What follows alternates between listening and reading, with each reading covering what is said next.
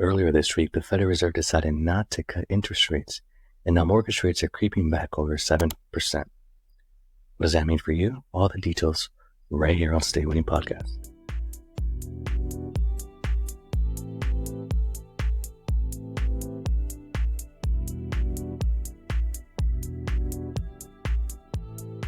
If you're not following me on X, please consider doing so. This is where I post all the latest updates regarding your financial well-being. So, as I mentioned in the beginning of the video, there will be no rate cuts by the Federal Reserve from this week's meeting. So, what did that do to interest rates? In fact, it actually started pushing interest rates back up towards 7%. And as of the close of yesterday's business day, rates are actually at 7.5%. So, we're taking this example with the credit score over 700. I'm in California, so it just populates like that. We're looking at interest rates of 7.5%. Now, a lot of people might consider that really high, and actually I would agree with you because during the last decade, we've actually been spoiled with pretty good interest rates. But historically, 7.5% is still actually below the historical average. The historical average is about 7.7 or 7.8% if you take a look at the last 40 or 50 years. So 7.5% historically is actually not that bad of an interest rate. Now, a lot of people are hoping for a market crash, right? Because they feel that's the only way they can get a property. But let's take a look at the numbers here. So let's use Las Vegas, for example. Even if real estate crashes 40%, that would only take you back to about 2020 prices, right? And it could vary between markets. Some markets are higher, some markets are lower, but it would just take you back to where properties were at in 2020. Now in 2020, you could still get a 3% rate, maybe even a 2.65% rate. But right now, rates are at 7%. So you can ask yourself where you are financially and see, like, even if there's a crash with real estate, were you able to afford back in 2020 with 3%? Because now you'll be at 2020 prices with 7%. However, a real estate crash is very unlikely at the moment. They didn't even crash 40% in 2008, but it's always a topic that comes up. So I had to go ahead and bring it to your attention because you deserve accurate and true information.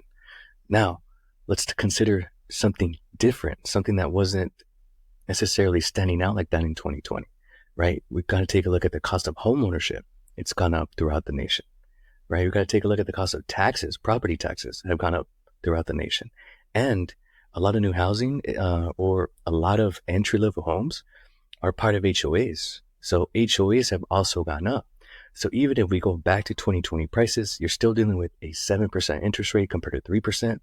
And you're dealing with an increase of homeowners insurance, property taxes, and possibly even higher HOA dues. Now, if there's any type of crash that's happening, it's actually going to be the stock market. So let me bring this to your attention. That I think these are some notable numbers that you should be aware of.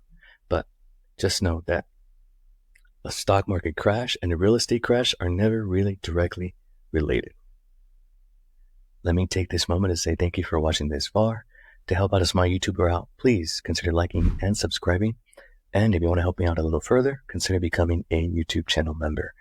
Now, back to the video. All right, so let's consider California, for example.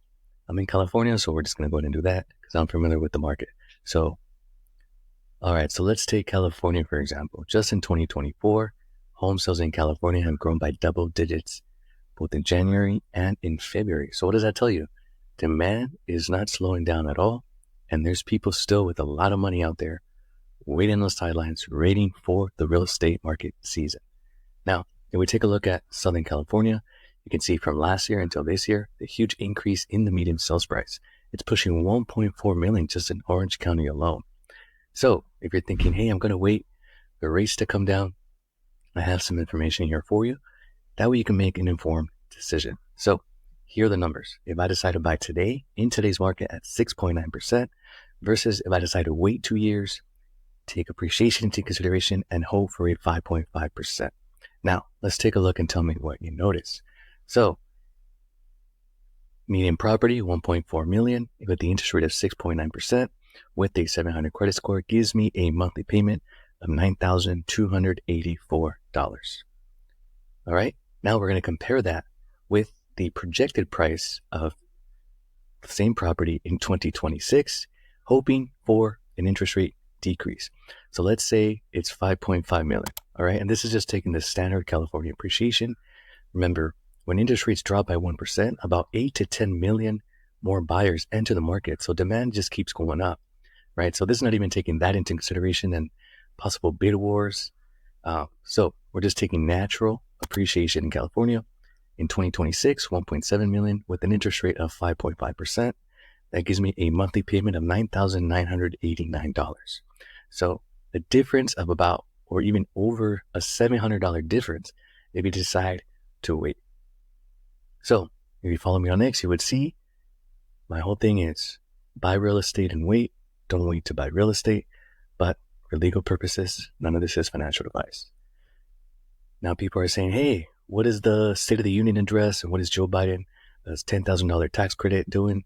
Well, could he stimulate more buyers into the market? Yes, it's not stimulating supply. We need to stimulate supply, not necessarily more demand. Hence why prices just keep going up and up. So I even did the math here. I took my current property, right? Let's say I was to sell it and I was to take advantage of $10,000 from Joe Biden's tax credit policy that he talked about in State of the Union. And I go buy the same property next door, right, for today's market value. Then I'll be paying over the life of the loan about $1.1 million more just in interest. So winners, just wanted to put this information out there. I appreciate you tuning in.